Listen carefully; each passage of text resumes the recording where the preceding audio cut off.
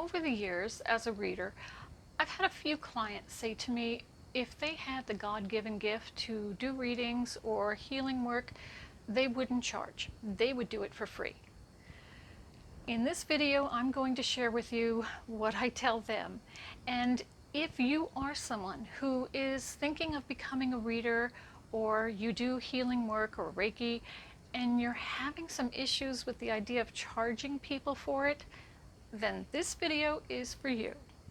Hello friends, I'm Wendy Rapp, spiritual life coach and intuitive reader. On this channel, I help you as a spiritually awakened person grow and evolve on your soul's journey.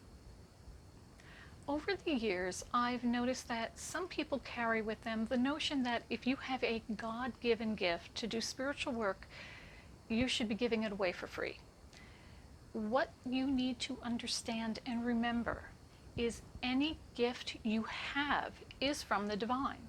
Whether you are athletic, musical, artistic, if you're a writer, you have a gift that all of your gifts, no matter what they would be, no matter what your talents may be, you can't take credit for them. They came from the divine. And if you make your living doing something using those talents, you charge. I've also noticed that some people have the notion that if you are psychic or you're a healer, you just wake up one day and decide you're going to go do readings or do healings, and it doesn't work that way. We may have a gift, but we have to learn to tap into it, to control it, to strengthen it, to make sure that we're looking or talking with our angels and guides and getting the right information from the right source. It takes years of personal study and meditation and classes and practice, practice, practice. I practiced for 2 years straight, just giving free readings everywhere, at lunch, at work. I'd go to bookstores, I'd go to cafes and to diners and pull out my cards after my meal, and someone always wanted a free reading, but it gave me the practice that I needed to hone my skills. So as with any other profession, we take time and energy before we're ready to go to learn what we're doing before we go professional. And readers and healers have bills to pay and living expenses just like everyone else. Now, some people say, well, you could work a job and do readings on the weekend or in the evenings. Well, I did that. I worked a 9-to-5 job, my muggle job as I used to call it, 40 hours a week, sometimes more. And then on Saturdays, I got a reading gig in a crystal shop closer to where I lived up in the East Brunswick area. And I would be in there for 6 hours straight, which means Sunday was my only day to do my food shopping and my wash and my cleaning and everything else that needed doing. After doing that for about 9 months to a year, it became exhausting and I couldn't keep it up. Now, there may be some people who can, but I have health issues and it wasn't easy on me, so I had to let go of the readings.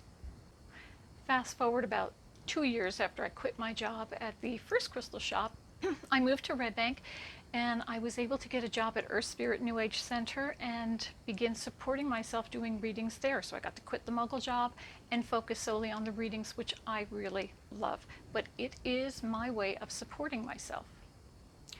And even if somebody is doing healings or readings from home, they need to be able to support themselves doing that work. There's expense that goes into what they do. They have to pay for the electricity in that home when you come to get a reading or a healing with them. They have to be able to pay for the heat, the AC, their computer software, their internet, their phone if they use a service to schedule. It costs money and it does add up. And in a space like EarthSpirit New Age Center, the psychics pay rent for the use of their space. The business provides us with a space to do our readings. They provide us with the lighting. They provide us with the heat and the AC. They will promote us on social media. They put us up on their website. And they have someone who schedules our appointments for us. All of that costs money. And then there's the matter of the amount of energy it takes a psychic to do this work. We're not always on. We have to take time to meditate, go into a light meditation, plug in, and start powering up in order to raise our vibrations so we can hear and connect with the divine. It's a higher vibration, so we have to raise our own. Staying in that energy for hours on end while we're doing this work is very, very tiring. By the end of the night, you're exhausted. The best example I can give you is think of when you're walking down the street and you're just strolling down the street. That's how we all feel when we're not powered up. It's easy. We could do that for hours probably. But when you need to give a reading, you break into an Olympic sprint and you have to maintain that energy for the rest of your workday. By the time we're done, oh my goodness, we are so tired. All of the readers that I talk to, when they've had a full day of readings and they go home, some of them just crawl straight into bed. They don't even give themselves something to eat, even though you should to ground yourself, but they don't, they just go straight to bed. It really is not physically easy work, even though we make it look that way.